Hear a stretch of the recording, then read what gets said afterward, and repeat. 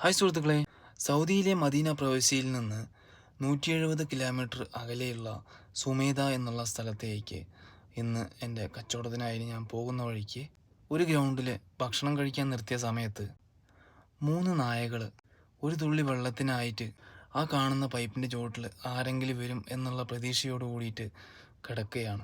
ഞാൻ ഭക്ഷണം കഴിക്കുന്നതിന് തൊട്ട് മുന്നായിട്ട് കുറച്ച് പൈപ്പിലെ വെള്ളം തിരിച്ച് അവർക്ക് കുടിക്കാൻ പാകത്തിന് തുറന്നു വെച്ചു.